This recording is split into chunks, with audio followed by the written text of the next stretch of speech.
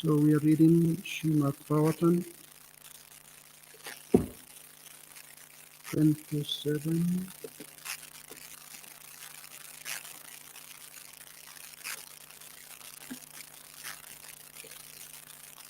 Yeah? 27,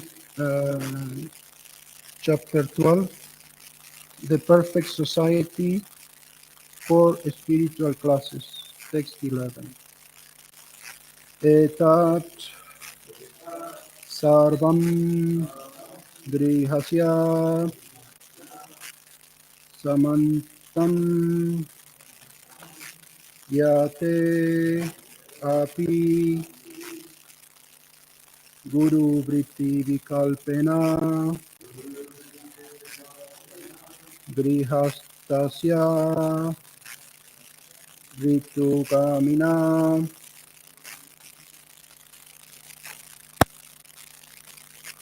etas sarvan grihasta etat sarvan grihastasya samantam yat saman nalam yaterapi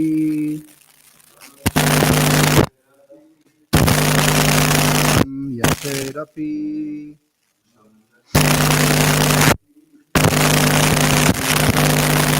vikalpena guru vrittena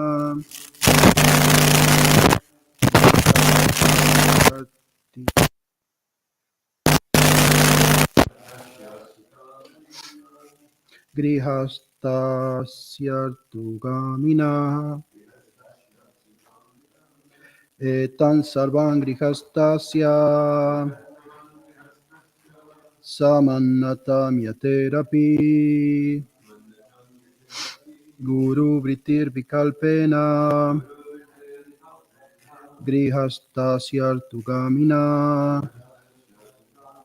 etas sarvam grihastasya samannalam yaterapi guru vrittir vikalpena grihastasyartugamina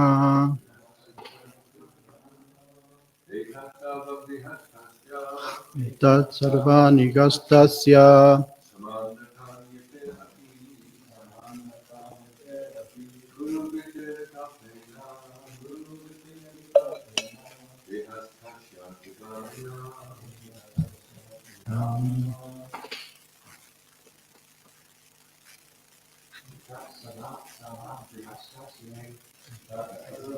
gastasya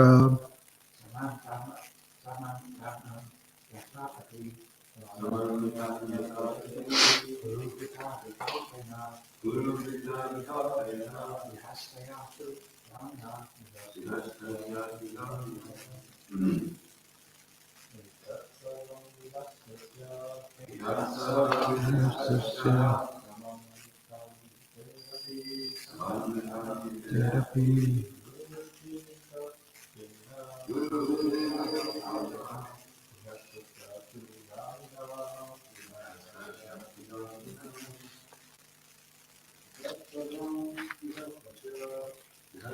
yagitastasya samanata yatarapi guru vritari kalpena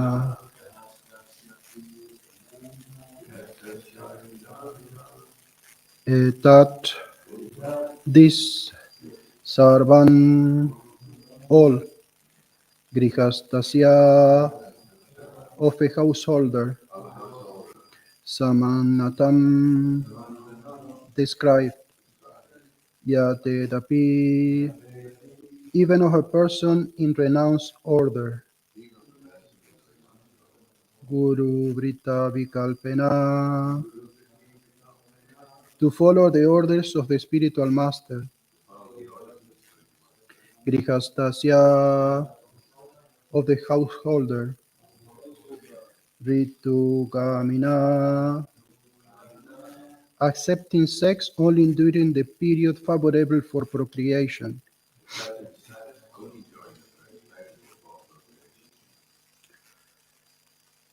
All the rules and regulations apply equally to the householder and the sannyasi. The member of the renounced order of life, the grihasta, however, is given permission by the spiritual master to indulge in sex during the period favorable for procreation.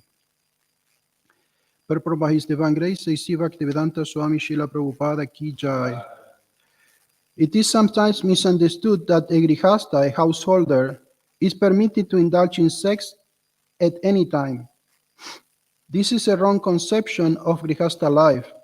In spiritual life, whether one is a grihasta, vanaprastha, sannyasi, or brahmachari, everyone is under the control of the spiritual master.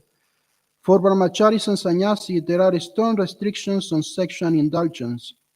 Similarly, there are strong restrictions for grihastas.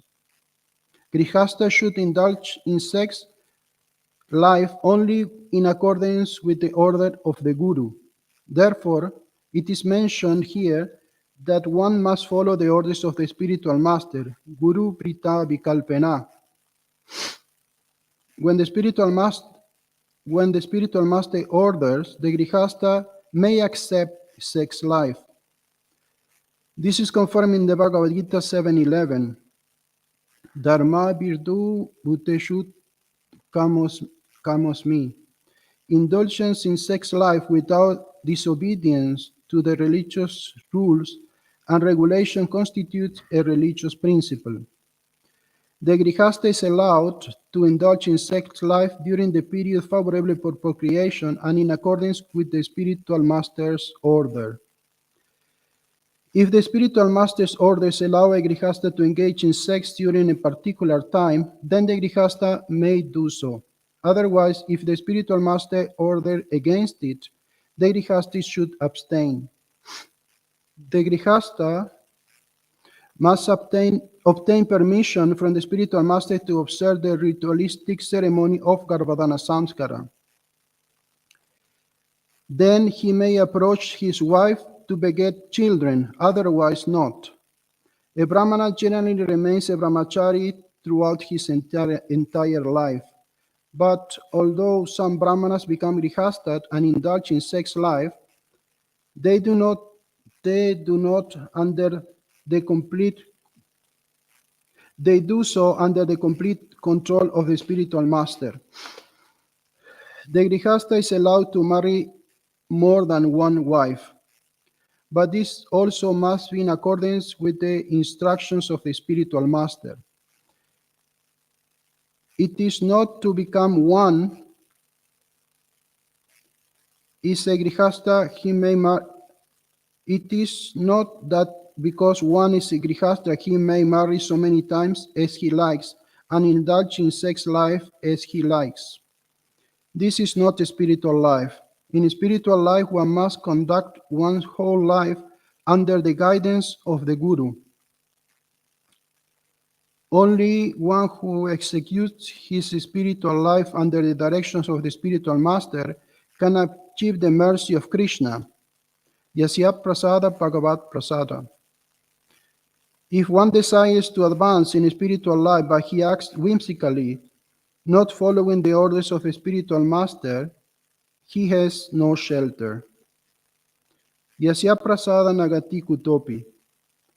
Without the spiritual master orders, even a grihasta should not indulge in sex life.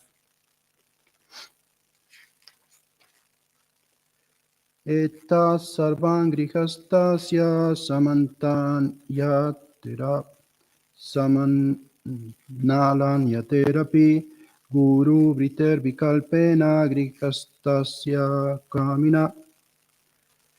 Translation again, all the rules and regulations apply equally to the householders and the sannyasi, the members of the renounced order of life.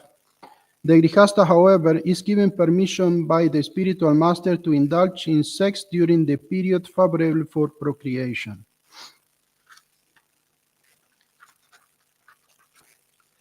Om Jnanatimrandasya Gnangrashalakaya Shaksurmilitam Gnat Tasmai Shri Gurave Namaha. Jai Shri Krishna Chaitanya Prabhu Nityananda Sri Advaita Gadadhar Sivasadi Gaura Bhaktavrinda Hare Krishna Krishna Krishna Hare Hare Hare Rama, Rama Rama, Hare Hare. We are seeing here what is the perfect way to engage in sex life according to the Vedic system.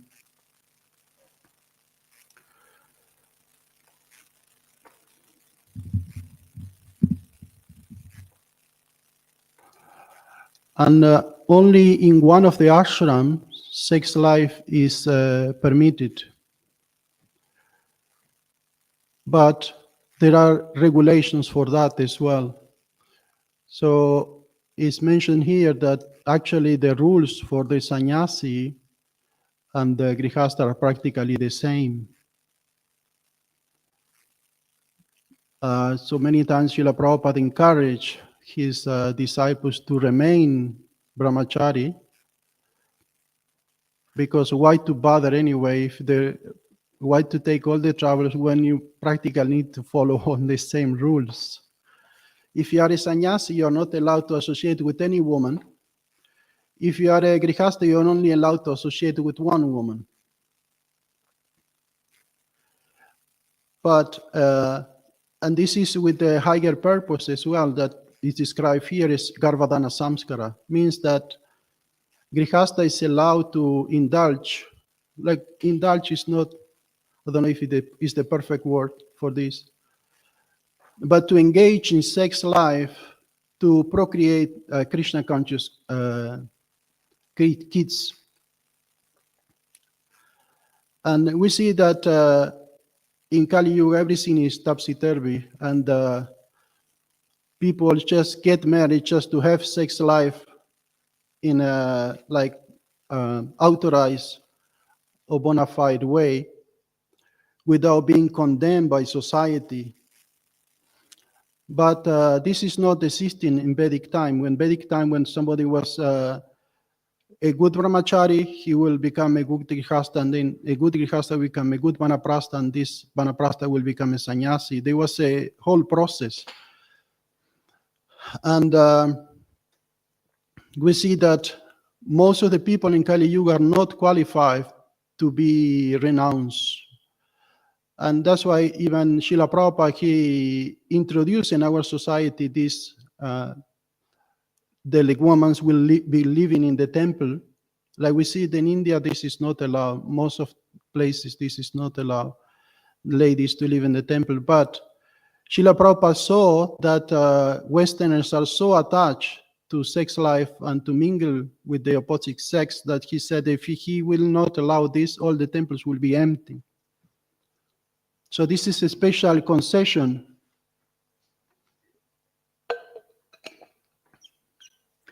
for Westerners, according to time, place, and circumstances. But the main point is to be properly situated. I think Jagannath Priya Mataji was saying about that we should be properly situated. And Srila Prabhupada always gave the example of Gajendra the elephant and the crocodile. That the only reason that the crocodile was winning is because he was properly situated. He was in his element, which is the water. And the elephant, even though stronger, because he was not in his element, he could not fight properly. So we should understand what is our situation, whether we are brahmacharis or grihastha, vanaprastha or sannyasi, and then we should act according to the rules of that particular ashram. But in Kali Yuga, most of people will become grihastha. And Srila Bhaktivinoda Thakur, he said that this is actually the safest place to be. Because if a sannyasi, he indulges in sex life, he's highly condemned. And he will be ostracized, and he will point fingers at him for his rest of his life. But if a grihastha indulges in sex life, we say, okay, anyway, he's fallen anyway. So nobody will condemn him so much. So this is a position. And Socrates, he said something quite interesting. He said that by all means get married. By all means get married. If your wife is good, you will be happy. If your wife is bad, you will become a philosopher. And I think this applies to devotees as well.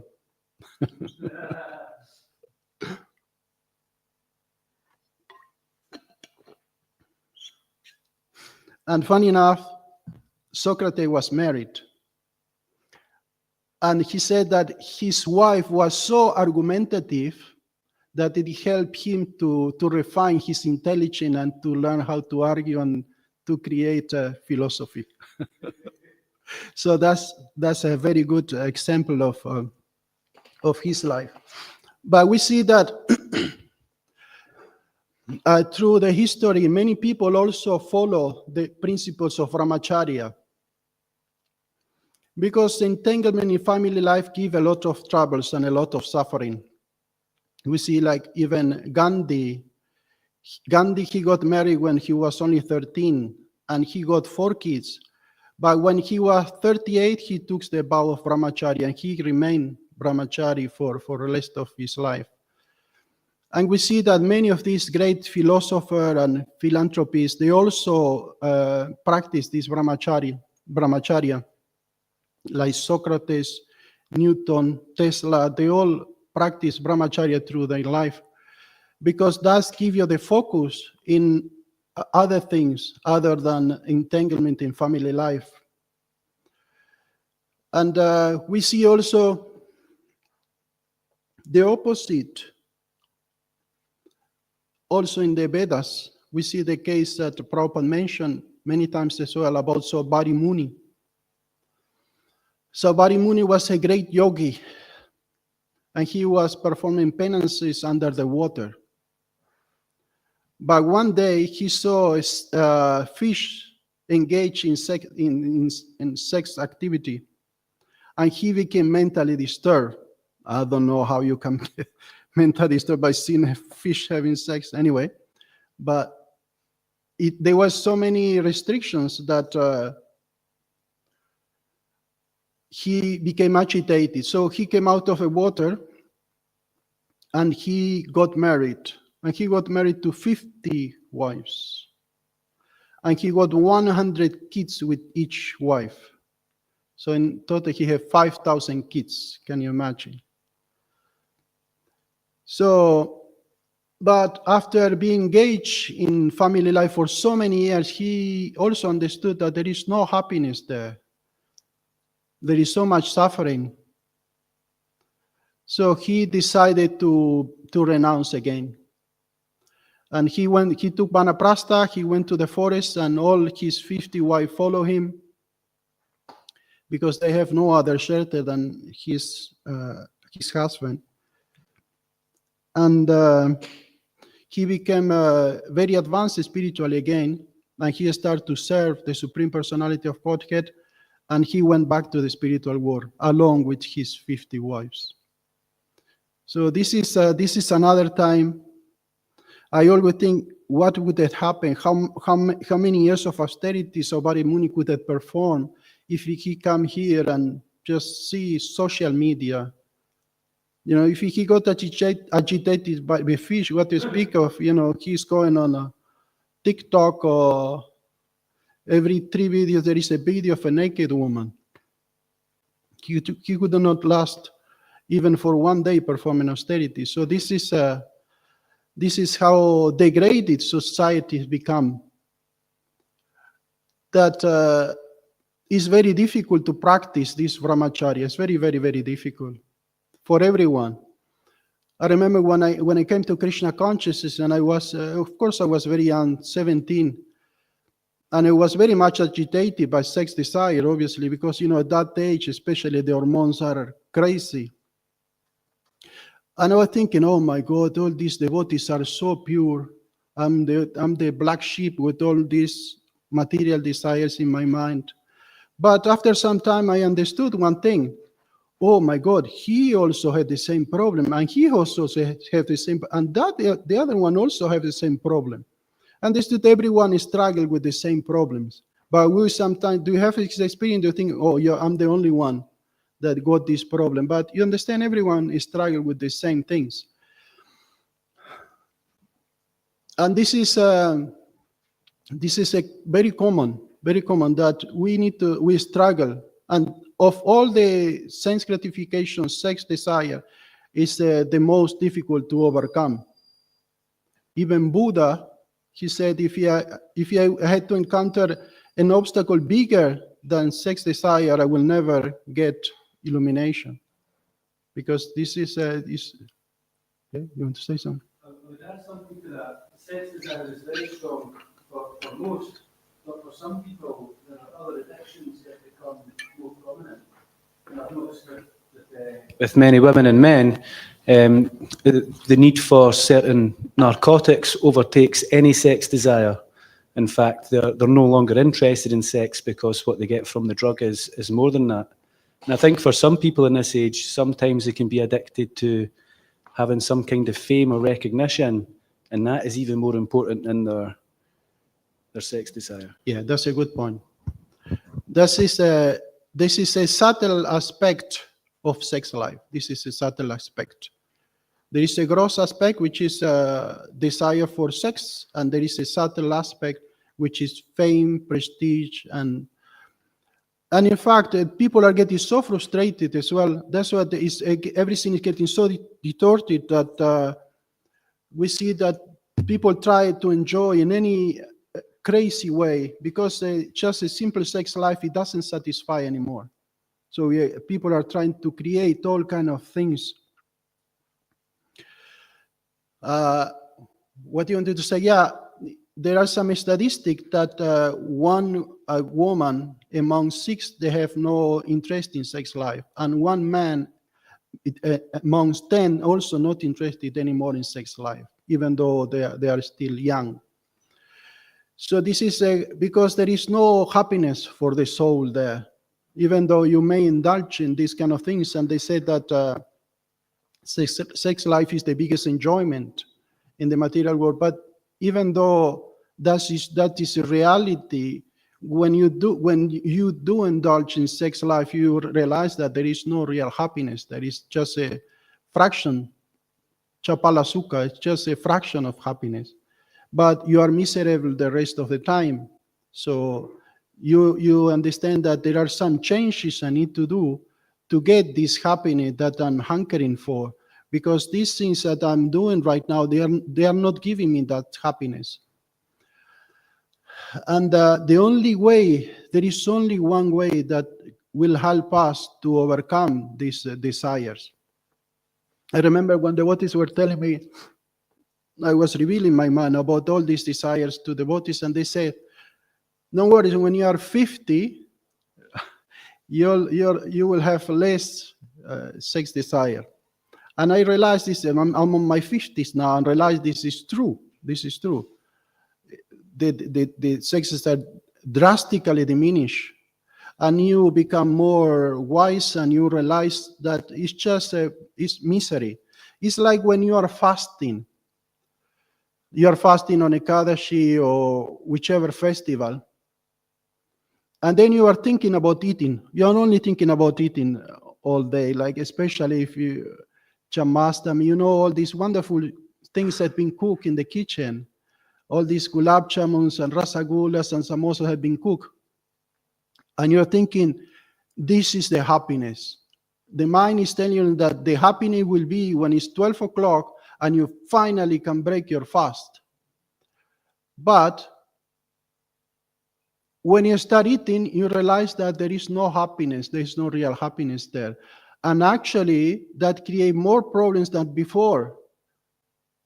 When you were fasting, you didn't even need to go to toilet. But when you start eating, you may get, a tummy ache, or you get so many problems. I have time to time I fast for a couple of days. And then every single time I eat, I realize this, even though my mind is telling me, oh, now finally we will eat. But every time I eat, I realize, actually happiness was before I ate. Now it's no happiness. Because before I had more energy.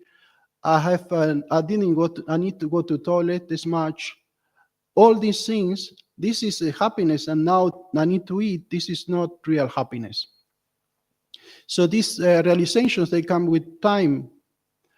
And the only way is, I said, that we can overcome all these problems, all these obstacles in our spiritual life, and sex life is one of the biggest one, is to experience a higher taste. Only when you experience a higher taste, you can.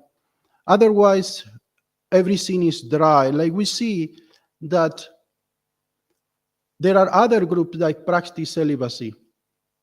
They are, excuse me. But nowadays, you don't see that as much. But formerly, there were so many Christian groups, for example, that practiced the prayers, and celibacy was one of the main things. There is one nice story that exemplified that the dryness of celibacy in other groups and the higher taste of Krishna consciousness. One time, Indra Yumna Swami was traveling in France, and he was traveling with 7 brahmacharis. And he went to one of these monasteries because it was autumn and it was getting cold, and they were traveling in a van. And in the van, especially back in the day, there were no proper facilities, so it was getting cold. So time to time, they were staying in some monastery. Of course, as I say, nowadays there are not even so many monasteries like before. You go to Italy, France, Spain, there were so many monasteries, but nowadays they are empty because Kali Yuga progress and people are less interested in practicing austerities and religious life. So they arrive in this monastery that look like a creepy castle, and they knock at the door. And it was very late. It was like 10:30. So nobody will open because the monks will go to sleep 8 o'clock. So they were sleeping. So anyway, it was getting really cold. So they knock in this monastery. And finally, the principal of a monastery opened the door. And he said, "What do you want?" And the devotees were dressing in saffron with, shave and shikas. And he said, "We are monks. And can we stay overnight because it's very cold? But do you?" And the principal asked, "Do you read the Bible?" Yeah, we read the Bible every single day. And do you believe in Jesus? Yes, of course we believe in Jesus. So they allowed them to stay. She said, "Okay, you can stay in the basement," which was very austere. The whole thing was very austere. These monks were really, they were practicing a lot of tapasya. Just they were all day like meditating in Jesus. Really very serious monastery. And they said there is one condition: you cannot talk to anyone. And Indrayana Maharaj was saying that probably he was afraid that we will contaminate the monks if we will start preaching to them or something. So they say, "Okay, 8 o'clock, you come for breakfast, and that's it, but you are not allowed to talk to anyone." So they went 8 o'clock for breakfast, and the main meal was an apple and soup. That's it. And in the evening, they say, "Okay, maybe there will be something more interesting." They have an apple, soup, and a piece of toast.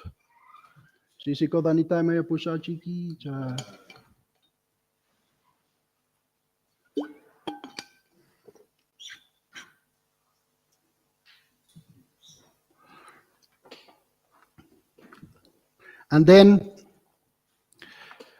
devotees will go on Sankirtan, and they come back in the evening. But the brahmachari could not tolerate anymore. Can you imagine? You need to eat an apple and soup every day. Say, "What is this? This is not food. We need prasadam." So they said in the van they have all these pots and everything, all the equipment for cooking. So somehow they sneak in all these things covered with blankets into the basement of the monastery.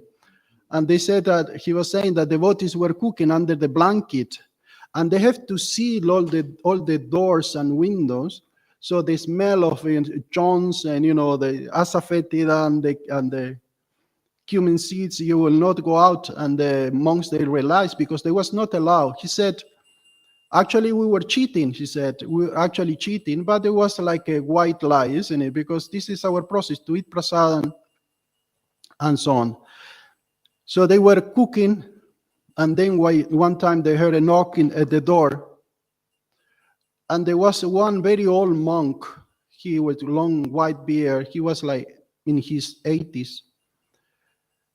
And he said, yeah, Maharaj opened the door. He said, yeah, what do you want? He said, my name is Father Pierre, and I would like to know what you are doing here. I would like to know more about you. And he said, no, sorry, but it's not allowed. The principle was very clear that we can stay.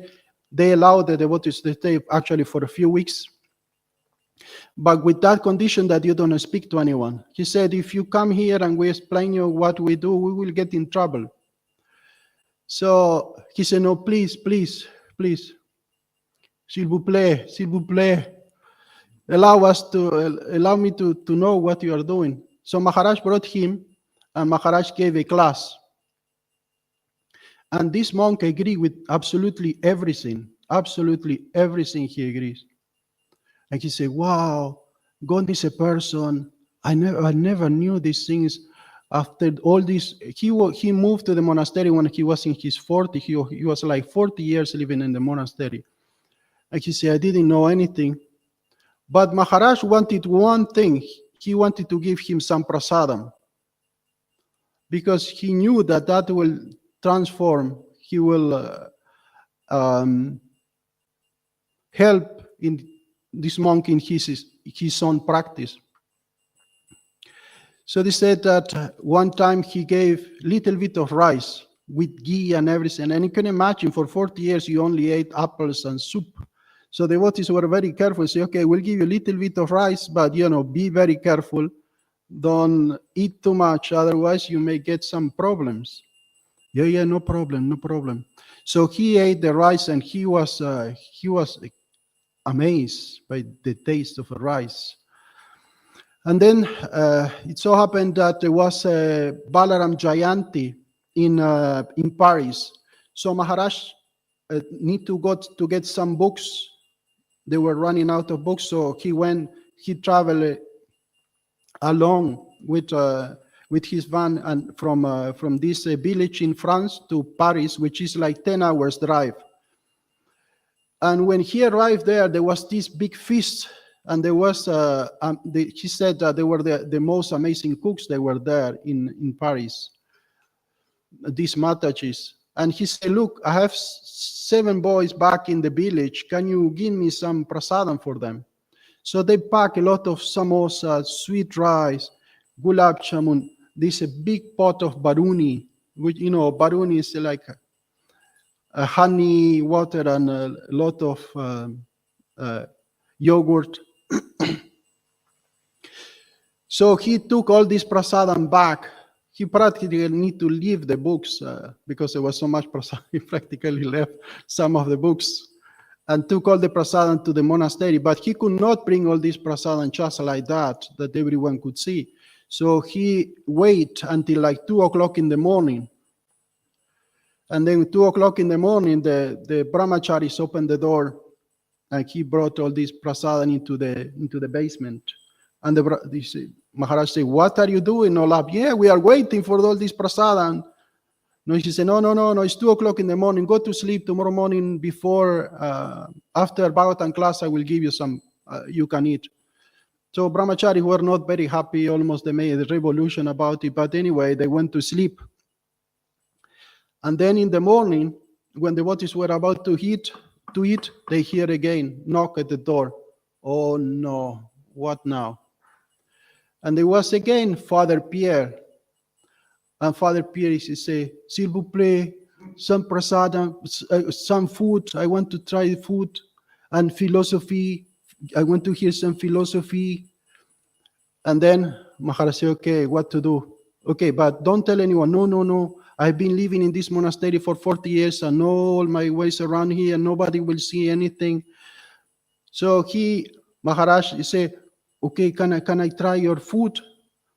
And you know how devotees are, they gave him a huge metal plate like that. And this guy had not been eating, for 40 years, more than apples. So Maharaj said, no, we need to be very careful because he haven't eaten for such a long time. We need to be very careful what to give to him. We don't want to make him sick. And everything frying ghee, gulab jamuns. And so they say, okay, give him half of the samosa and give him a little bit of sabji, and that's it. He can go. So he tried the samosa, he could not believe. And then he tried the sabji. He didn't try vegetable for a long time, as well, only in the soup. And the devotee he was asking for more prasad. He said, no, you should stop. You should not eat more. But he was asking, and he said, what else I can try? You were saying in your class that we should always progress. We should go always. Yeah, but that's not apply to prasad. And you should be careful. You are very old. So they gave him a little bit of halava, and to Maharaj they gave a big bowl of halava, and he took the halava from Maharaj and he started eating. And then the time for the gulab jamun came, and the devotees they were back in the day, they were, I don't know if they did here, the throwing gulab jamun, you need to how do you say, catch it, you need to catch it with your mouth. So the devotees started doing that. And the Father Pierre said, what about me? He wanted to do the same thing. So the devotees were throwing gulab jamun at him, and he was catching them. But he started to get all these stains of curcuma. His beard was like multicolored already. His white beard was already multicolored with all the prasadam that he was eating. And then he said, but you said that there is a philosophy, which I heard, because he was coming like every day for Bhagavatam class. And at the end of the class, Maharaj was talking about the glories of the prasadam to encourage him to take some prasadam. I heard about the philosophy, food. Now I want some dancing. You said it's feasting, dancing. So, and Maharaj said, oh no. So the devotees start doing kirtan inside the basement of the monastery, and they were playing mridanga very softly because they were scared that the other monk would hear. And the Father Pierre started drinking also Varuni, who make him a little bit drunk. Even devotees, they get a bit drunk when they eat Varuni, but he never drank before, so the effect was even bigger on him. So devotees start making kirtan, and this father started dancing like crazy. He became totally wild. He started dancing around and Krishna, Jesus, Krishna, Jesus. He started dancing and doing all kind of shouting. And they knew that is not going to end up very good. So after some time, they hear a knock at the door, and there was the principal saying, what the hell is going on here? And he saw the situation, and he told Maharaj, you need to leave straight away and never ever come back to this place. This is too much. This is what you are doing is too much. You broke all the rules of the monastery.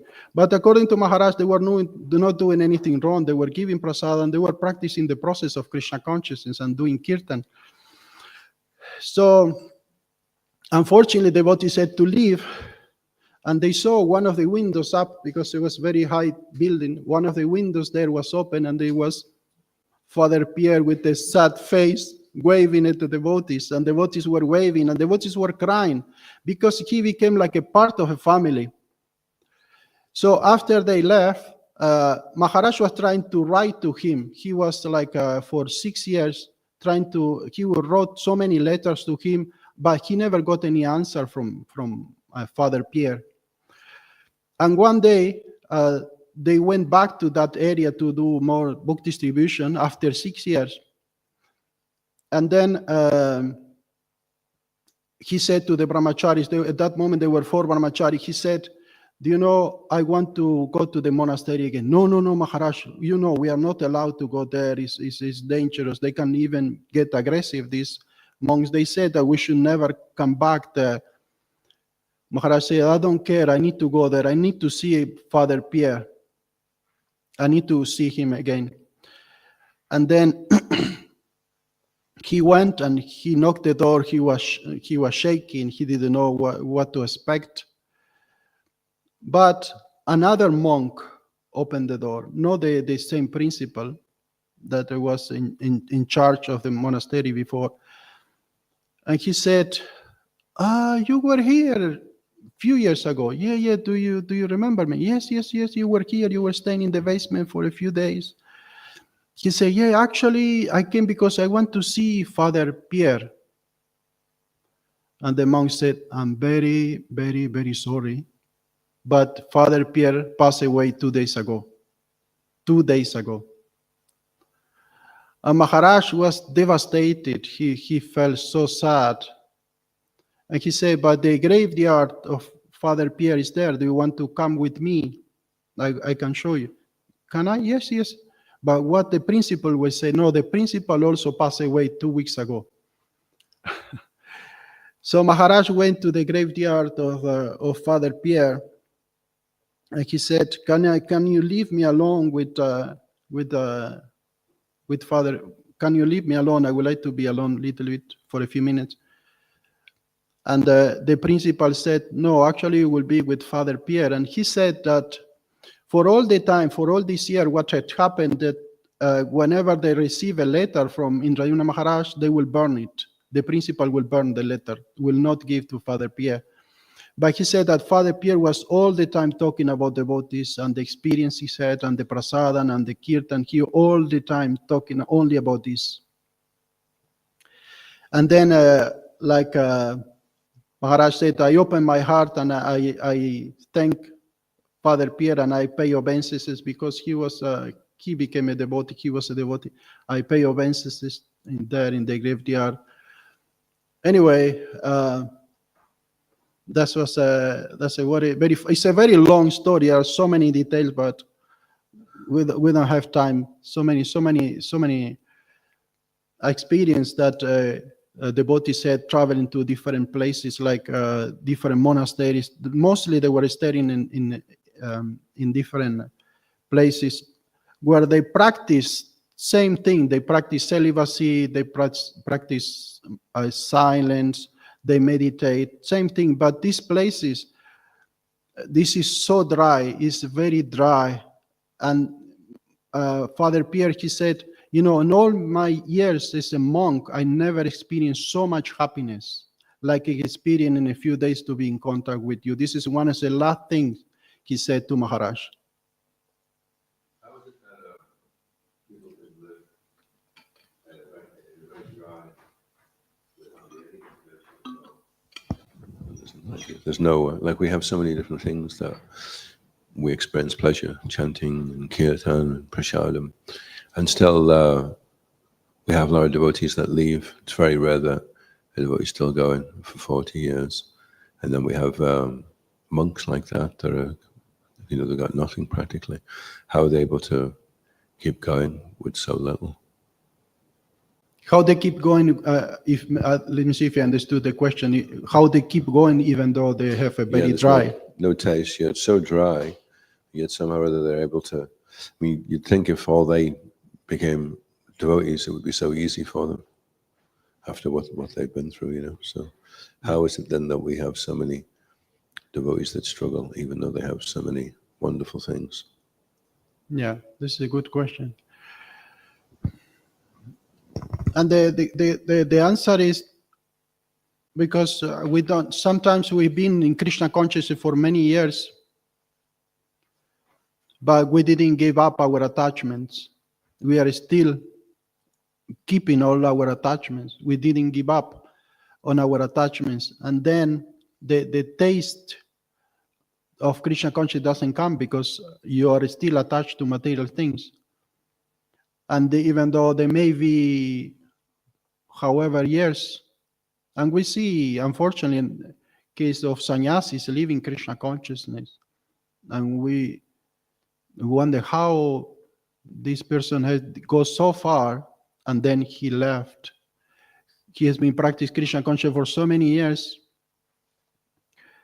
but it could be that wanting a wrong motivation, wrong practice, wrong understanding, all these things, they add up, and then the person leave because there is no taste.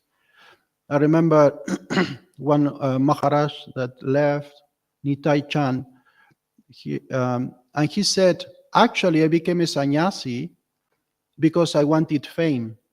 He openly admitted that, because I wanted fame. So these kind of things, the wrong motivation, the person come to Krishna consciousness with wrong motivation. So we need to check ourselves, what I'm here for. I'm here to serve Krishna, I'm here to progress in spiritual life, or I'm here just to keep all my anarthas and cover it up all with the idea that I'm a devotee and this. I was thinking also in the Lyric family, it explains 6 different types of unsteady devotional service. So if a person has not actually embarked on the process of sadhana bhakti, then he's not really going through the process of anartha-nivritti right now. So he's basically stationary. And so in that condition, he's able to maintain it because there's no real test. Maya doesn't have to test him because she knows he's not leaving the material world anyway. Then if he wants to embark on the process of devotional service, he has to go through the 6 forms of unsteady devotional service, starting with utsamai, false confidence, then ganatarala, sporadic endeavor, niyama aksha, not being able to follow vows properly, and then finally tarangaranjani, enjoying the facilities that come along when you practice spiritual life. And then finally nishta, then ruchi, and then, so that whole process has to be undergone. There's no way around it. But if you haven't started the process, then you can just carry on being a pious person in the material world, yeah. And you can do that for years. Yeah. Yeah. They say that there is a big gap between anartha nivritti and ruchi. There is a very big gap. And sometimes devotees, they just get stuck in this gap. They don't go any further. And we can remain neophyte for the rest of our life. And we see, no offense to the Indians, but often you see this in India, people who have been the whole life, but they are attached, to smoking or to this and that. Because even though they are very pious, but they remain in neophyte state for the rest of their life because they didn't give up the attachment. They never really make the endeavor to give up the attachment. And we see this in India very often, that they are very pious, they are very pious, they are very nice people, but they are neophyte, and they will be neophyte the whole life. And it can happen to any devotee as well, just we can remain neophyte for the rest of our life. But there is no loss, because whatever progress we do, we continue if we don't perfect it in this life. So nothing to be depressed about.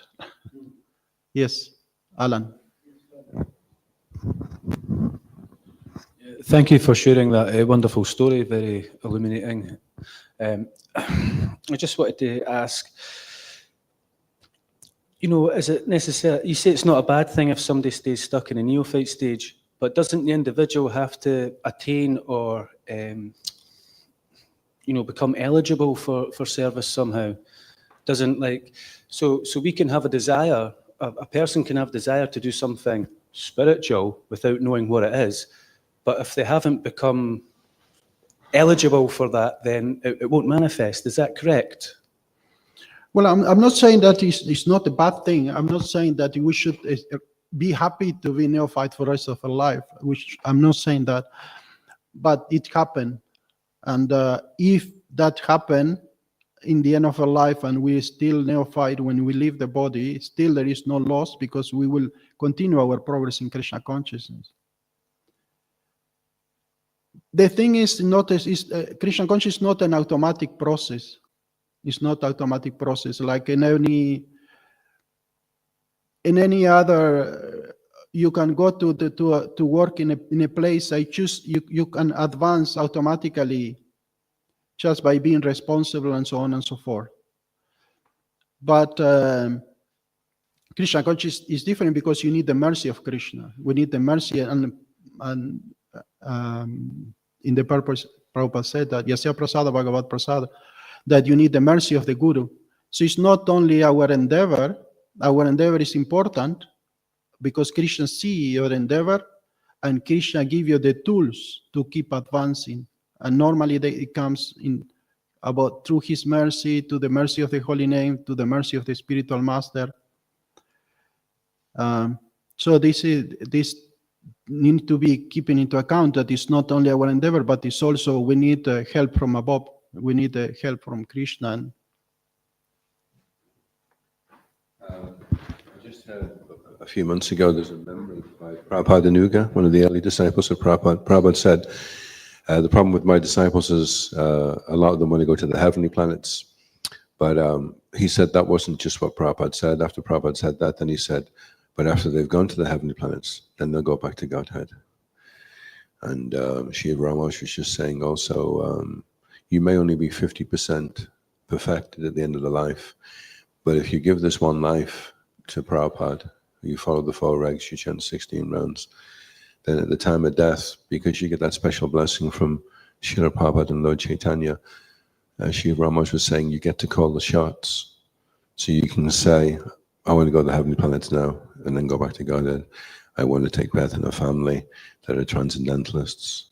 I want to go to the heavenly planets. Whatever it is, you can choose. You get that special benediction. Now, if you can just give this one life, then even if you are still neophyte, because Srila Prabhupada has promised that benediction, then Krishna won't break that promise. So if you just have faith in Prabhupada, Yeah, I will tell just the last thing because we are over time, but there was this sannyasi from France. It was the first French sannyasi. And after Prabhupada left, 1977, he gave up Krishna consciousness completely. He started to eat meat, womanizing, everything. He broke all the principles. He gave up chanting, everything. But then, towards the end of his life, he got cancer. So he was all the time in the hospital. His condition was very serious. He was in the hospital. And then the devotees went to see him. But when the devotees went to the hospital, it was too late. He already left. But the nurses and the doctor, they told the devotees something very interesting what happened when he left his body. He said that he could not move, his body could not move. But he sat on his bed one point and he looked at the door and he said, Prabhupada, you came. And then he lied down again and he left his body. So even though he left Krishna consciousness, he broke everything, but still Prabhupada was there in the time of death and he helped him, definitely. I'm not so sure. I know it's the first French sannyas. Okay. But, I have this faith that Prabhupada will be there time of death. I have this faith. And I mean, it's not excuse, okay, I will also break all the principles and I wait that Prabhupada will come. That's not the point. We should keep practicing. But if everything fails, Prabhupada will not fail. Everything I could fail, Prabhupada will never fail. He always will be there. Srila Prabhupada ki jai. Hari Bol.